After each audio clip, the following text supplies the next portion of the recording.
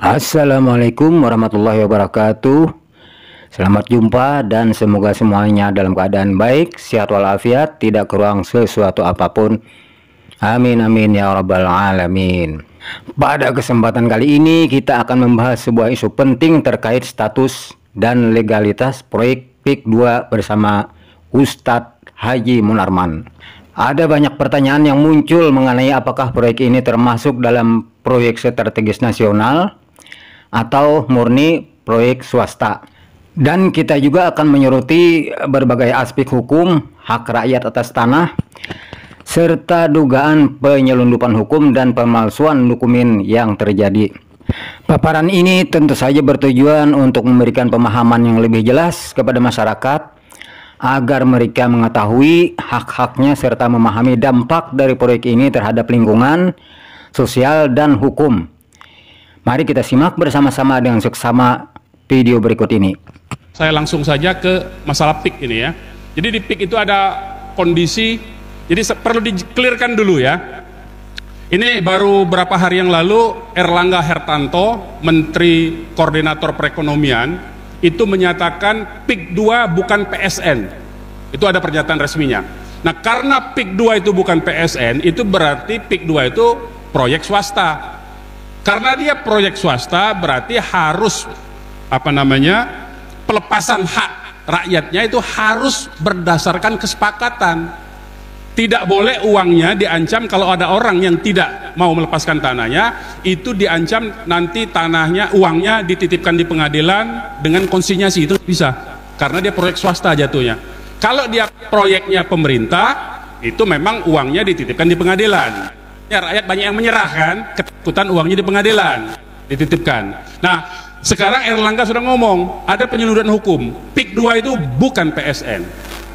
Sebetulnya sekalipun dimasukkan PSN pun itu tidak bermasalah, tidak dibolehkan. Kenapa? Yang namanya proyek strategis nasional, proyek strategis nasional itu artinya proyek milik pemerintah, milik negara. Dia dibiayai oleh negara dan dia bisa diakses oleh rakyat semua. Sekarang pertanyaannya, sekarang ini kan ini bagian dari hegemoni ya. Apa yang dimaksud dengan hegemoni? Misalnya tol, kita anggap tol itu seolah-olah itu proyek milik negara, padahal tol itu dibangun duitnya oleh perusahaan swasta. Pertanyaannya sekarang, orang yang masuk jalan tol bisa nggak kendaraan roda 2? Nggak bisa, hanya roda 4. Ada orang punya kendaraan roda 4 tapi nggak punya duit, bisa nggak masuk tol? Nggak bisa. Berarti itu swasta, karena hubungannya itu hubungan dagang. Kalau yang disebut PSN itu dibiayai oleh APBN, bisa diakses oleh siapapun, tidak mengenal perbedaan seperti tadi, dan tidak harus bayar, gratis Pak. Warga negara itu semua punya hak untuk mengakses kalau yang disebut dengan proyek strategis nasional. Tapi kalau masuk PIK 2 itu diperiksa, nggak boleh itu. Kalau bukan penduduk nggak bisa, kalau bukan penghuni nggak bisa. Kemarin aja ada TV One, ada video beredar kan, TV One mau masuk diusir tuh. Berarti kan dia bukan punya negara, itu punya swasta itu, dan itu bukan proyek negara. Nah, jadi itu nggak boleh. Jadi itu ada penyelundupan hukum. Jadi sekalipun dia disebut PSN tetap tidak boleh. Apalagi sudah dikatakan oleh Erlangga dia PIK itu bukan PSN. Jadi jangan lagi nyebut PSN PIK 2, bukan. PIK 2, PSN. PSN yang mana yang PSN? PSN itu dalam Peraturan Menteri Perekonomian itu disebutnya proyek ekoturism, pariwisata saja, bukan pemukiman, pariwisata. Jadi negara, nah salahnya di mana? Jadi sekalipun PSN dia tetap salah. Salahnya di mana? Itu hutan mangrove. Hutan mangrove itu punya negara, punya rakyat, tapi diberikan ke swasta untuk ngolahnya. Sah nggak? Nggak sah. Berarti itu dapat gratis dia. Rampok, bukan lagi maling itu. Kalau maling itu diam-diam, ini rampok terang-terangan dia. Nah, hutan mangrove diberikan kepada swasta oleh negara secara gratis. Imbalannya itu hutan mangrove dibuatkan tempat wisata, adalah tempat hiburannya, adalah tempat sirkuitnya. Itu rencana awalnya, tapi tidak ada pemukiman. Nah, PIK 2 ini nambah-nambah. Yang di sebelah lokasi di hutan mangrove itu, di sebelahnya yang diklaim sebagai tambak, sebagai sawah dan tanah rakyat itu mau dibikin perumahan semua. mulai dari Kosambi situ sampai ke Serang sini sebetulnya. Itu bukan lagi proyek strategis nasional, itu pemukiman, itu koloni namanya. Dan isinya bukan orang Indonesia, itu yang menjadi masalah. Isinya orang Cina, karena iklannya bahasa Cina. Iklannya bahasa Cina. Saya bisa tunjukin filmnya nanti, saya sudah kirim ke panitia, nanti silakan panitia diputar ya. Itu iklannya bahasa Cina, jadi nggak mungkin itu diperuntukkan untuk warga negara Indonesia. Jadi memang sengaja mengundang penduduk Republik Rakyat Cina untuk dipindahkan ke sini, dan jumlahnya ada di 37 titik di seluruh Nusantara, di seluruh Indonesia. Wilayahnya itu di pesisir pantai semua, sehingga secara geografis, geopolitik, geostrategis Indonesia itu sudah terkepung sebetulnya. Ya, pribumi-pribumi kita ini, umat Islam terutama, itu sudah terkepung, udah nggak bisa apa-apa lagi. Ya, nah itu yang pertama masalahnya tuh. Ya, seolah-olah PIK 2 itu adalah PSN, padahal PIK 2 itu proyek murni perumahan, tidak ada kaitannya dengan proyek negara. Jadi artinya sejak sekarang rakyat yang ada di Kosambi dan macam-macam itu kecamatan itu boleh mengambil kembali tanahnya. Kenapa? Kenapa? Ya. Kenapa dibolehkan? Boleh nggak secara hukum negara dulu? Saya bicara hukum negara dulu. Boleh nggak? Nggak boleh, Pak. Ada pasal 1320 KUH Perdata namanya.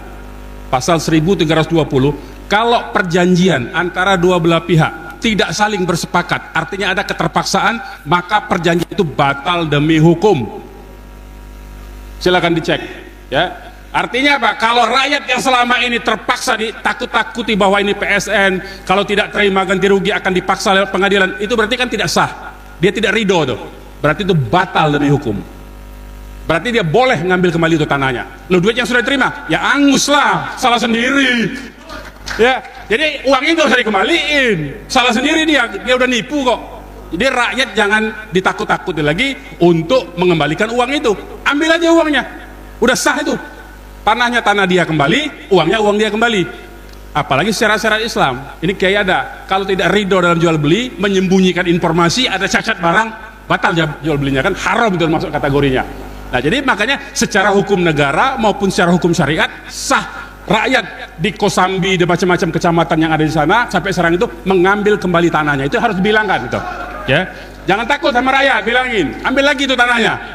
Bener itu, supaya rakyat itu nggak ketakutan. Ini kan rakyat ini ketakutan karena nggak ngerti hukum kan. Ditipu-tipu, nanti begini, udah ambil lagi, itu haknya mereka. Yang sudah diuruk itu ambil lagi aja. Patokin lagi tuh, semua tanah itu suruh patok lagi rakyat. Ya, terutama oleh pemuda-pemuda, oleh mujahid-mujahid, oleh laskar-laskar itu patok kembali suruh rakyat yang punya tanah. Ya, jangan takut, itu tanahnya mereka soalnya. Karena apa? Karena mereka rakyat itu dipaksa karena sudah diinformasikan lewat informasi hoax itu, seolah-olah PIK itu adalah PSN kan? Itu nggak boleh itu. Ya. Kemudian ada pemalsuan dokumen. Pemalsuan dokumennya di mana? Yaitu lurah kohot yang bikin sertifikat di laut itu. Itu pasti dokumennya patut diduga kuat itu dokumen palsu.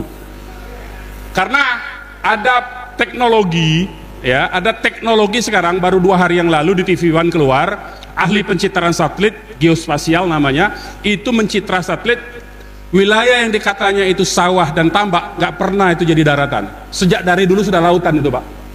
Sejak dari dulu sudah lautan. Sejak dari tahun 73 ada datanya. Itu sudah saya kasih juga itu datanya. Nanti silakan disebar aja. Sejak tahun 73 itu sudah lautan. Jadi bagaimana tahun 80 ada itu seolah-olah tambak dan sawah? Ini penipuan namanya kan? Nah, kalau penipuan ya tidak sah itu. Berarti itu ada dokumen palsu. Harusnya lurahnya itu diseret ke penjara, bukan pengadilan, penjara itu langsung. Ya. Jadi nggak boleh itu lurahnya selama ini sok-sok menyatakan itu karena memang orang rakyat nggak ngerti hukum soalnya. Ini rakyat harus disadarkan, harus dikasih tahu itu. Itu logikanya. Nah, katakanlah kita ikuti logika mereka. Logika mereka menyatakan seolah-olah itu ada tambak, ada sawah dulunya. Kita ikuti dulu. Bapak, Ibu, kalaupun ada tanah kita, ini tanah misalnya, saya bicara konteks gunung misalnya, ini ada tanah, ini jurang, tiba-tiba tanahnya ambles, longsor, berarti tanahnya hilang kan? Itu haknya ikut hilang, Pak, secara hukum. Sama dengan laut, ini batas laut, katakanlah tadinya batas lautnya di sini, ada sawah, ada tambak, katakanlah, kemudian jadi laut, hilang itu surat-suratnya itu nggak berlaku lagi. Kenapa bisa diproses jadi sertifikat? Nah ini yang sebetulnya, jadi mau ikuti logika mereka tetap salah, apalagi ikutin hukum. Secara logika mereka saja udah salah. Jadi tanah yang sudah kehilangan itu otomatis haknya hilang, suratnya menjadi tidak berlaku. Apalagi memang tidak ada tanahnya, berarti dia bikin surat palsu kan. Nah berarti itu pidana itu. Mestinya polisi itu mengusut itu. Mestinya polisi mengusut itu, bukan polisi malah nakut-nakutin rakyat, ya. Nah, intimidasi sekarang ini terjadi, intimidasi, perampasan tanah, kekerasan, banyak yang dipenjara tuh. Saya dengar-dengar. Kalau apa-apa ditakutin, kalau ada foto dengan Pak Dido ditangkap, dia panggil kantor polisi, kemudian ditakut-takutin sehingga dia ngelepasin tanahnya. Banyak kejadian itu. Ya, nanti Pak Narko dengan Pak Marwan dan kawan-kawan nih banyak ceritanya di sana, ya. Jadi itu yang terjadi di konstruksi masalah. Nah, sekarang tadi saya katakan menurut Undang-Undang 5 tahun 60 tadi itu. Menurut undang-undang ini sebetulnya tanah itu punya fungsi sosial. Jadi kalaupun kita punya tanah, beli tanah, di belakang kita ada tetangga kita, nggak punya akses masuk ke tanah yang belakang, ada fungsi sosial, kita harus memberi jalan kepada tetangga kita. Nah, di PIK ada nggak begitu? Malah diusir kan? Malah diusir, malah jalan negara diambil alih oleh perusahaan, oleh korporasi, oleh Agung Sedayu Group. Nah ini yang sebetulnya pelanggaran hukumnya. Jadi banyak sekali sebetulnya pelanggaran-pelanggaran hukum, ya. Kalau di ini ada tentang tanah musnah di pasal 34 tuh, tentang hak guna bangunan, tanah musnah itu ada salah satunya itu, ya. Tanah itu hapus, hak guna usaha, hak guna bangunan hapus karena apa? Salah satunya huruf F-nya itu tanahnya musnah. Kalau tanah daratan jadi laut itu kan musnah. Kalau dari tanah kemudian longsor nggak ada tanahnya lagi, itu namanya musnah. Berarti itu sudah tidak punya hak. Suratnya menjadi otomatis tidak berlaku lagi. Otomatis tidak berlaku, nggak perlu pakai ini, otomatis tidak berlaku itu, ya. Nah, jadi itu yang sudah diumumkan kemarin.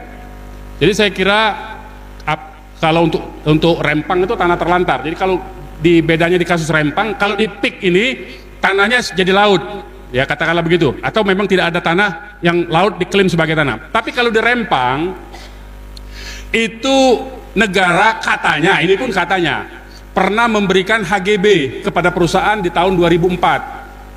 Kemudian baru datang lagi tahun 2024. Gitu kan? Tahun 2024 baru rame lagi kan Rempang kan? Sebenarnya tanah itu 2 tahun tidak kita olah untuk hak guna bangunan, untuk hak guna usaha. 2 tahun tidak kita kerjakan, 2 tahun tidak kita olah, tanah itu hilang hak kita. Jadi hati-hati yang pegang HGB itu. Hilang tuh tanah. Jadi harus diolah. Prinsipnya seperti syariat Islam itu, tanah itu harus dihidupkan.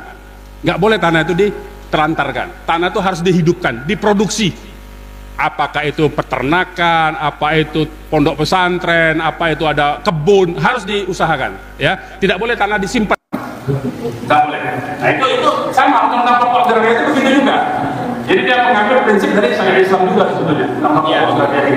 Jadi nggak ada perbedaan sebetulnya. Jadi kita itu punya dasar, umat Islam itu punya dasar sebetulnya dalam konteks menggunakan undang-undang yang ada ini. Jadi tidak ada perdebatan. Ya. Nah, ini PP-nya, ya, pelanggaran HAM-nya. Nah sekarang tadi saya mau fokuskan dari tadi itu bahwa pembuatan pemukiman-pemukiman di pesisir pantai itu tidak lain dan tidak bukan bagian dari rencana besar yang geopolitik Republik China. Itu mesti kita. Jadi artinya sekalipun rakyat dibayar tinggi harganya, katakanlah 2 juta, 3 juta per meter, tetapi dan rakyat ridho, tetapi koloni itu kemudian ditempati oleh warga negara Republik China, tetap saja itu ancaman bagi Indonesia. Ancaman kedaulatan kita ini. Karena negara ini tidak akan bisa merdeka kalau dikendalikan oleh kekuatan dari Republik China. Yaitu apa? Melalui peraturan perundang-undangan maupun melalui orang-orangnya. Republik China itu penduduknya 1,5 miliar. Dia buang saja 200 juta dari yang katakanlah yang penjahat-penjahatnya, pelaku kriminalnya, yang dari penjara di Republik China itu dipindah supaya mulai jahat, supaya nggak awal memang. Dipindahkan tuh 200 juta Republik China dari 1,5 itu, dia masih punya 1,3 miliar. 200 juta itu ini dia buang itu. 200 juta itu kemudian yang mengambil alih itu ditugaskan oleh mereka, dipimpin oleh tentara-tentara yang sudah skill lebih dahulu, yang menyamar sebagai tenaga kerja asing masuk Indonesia di pertambangan, di bagian sektor, dipimpin oleh mereka itu, maka kriminal-kriminal itu nanti yang akan mengambil alih tanah-tanah kita, negara kita. Nah, ini yang harus diperhatikan. Jadi bukan cuma sekedar rakyatnya. Kalau rakyat ditindas itu sudah kewajiban pemerintah untuk membela. Negara kita dijaga, kewajiban kita juga untuk yang katanya Hizbul Waton itu. Cinta tanah air itu harus diwujudkan, jangan cuma ngomong aja. Selama ini kan yang ngomong Hizbul Waton tuh pada malah bela aguan. Dan pada bikin pertemuan kan, itu paling ngomong NKRI, tapi bela aguan. Mestinya kan bela penduduk yang Islam itu, bukan bela Cina kafir. Nah ini anomali-anomali yang kita hadapi, dan karena itu sebetulnya kewajiban kita semua supaya nanti Indonesia bisa merdeka lepas dari cengkeraman oligarki dari state corporate. Jadi mudah-mudahan kita bisa sadarkan rakyat di sana bisa kita dorong untuk mengambil kembali tanah-tanahnya, dan rakyat itu berani kalau dipimpin oleh para tokoh dan para ulama. Kalau enggak berani ya. Yang namanya domba itu harus ada pemimpinnya. Nah, pemimpinnya inilah tokoh agama, kiai-kiai, ustaz-ustaz. Jadi kalau memang masyarakat di sana belum siap, tolong kirim ke sana ustaz-ustaz muda, anak-anak santri-santri kita, kirim untuk menyadarkan cara berpikirnya bahwa di sana ada hak mereka, bahwa mereka itu dizolimi. Kirim ke sana bidik mereka. Yang saya dengar di sana memang jarang kegiatan keagamaan jarang. Nah, kirim santri-santri kita yang mudah-mudahan sebagaimana teman-teman kita dari kelompok sebelah itu sering kirim misionaris-misionarisnya kalau ada peristiwa-peristiwa begitu. Nah, kita kirimlah santri-santri kita supaya mendidik masyarakatnya supaya mengetahui haknya dan berani melakukan itu. Karena tanpa itu rakyat akan terus ditipu dan ditekan oleh mereka. Saya kira itu saja bisa saya sampaikan. Terima kasih. Ya, demikian tadi telah kita ikuti bersama-sama paparan dari Ustadz Haji Munarman tentang permasalahan hukum di balik proyek PIK 2. Dari pembahasan ini kita dapat melihat bahwa ada banyak aspek yang perlu diklarifikasi, terutama terkait hak-hak rakyat atas tanah, legalitas proyek, serta dugaan penyelundupan hukum yang terjadi. Semoga informasi yang disampaikan tadi dapat membuka wawasan kita semua dan memberikan pemahaman yang lebih jelas tentang isu ini. Dan yang lebih penting lagi, mari kita terus bersikap kritis, menjaga hak-hak kita sebagai warga negara, menuntut keadilan yang seharusnya ditegakkan. Terima kasih atas perhatian dan partisipasi Anda. Sampai jumpa di pembahasan berikutnya. Terima kasih. Wassalamualaikum warahmatullahi wabarakatuh.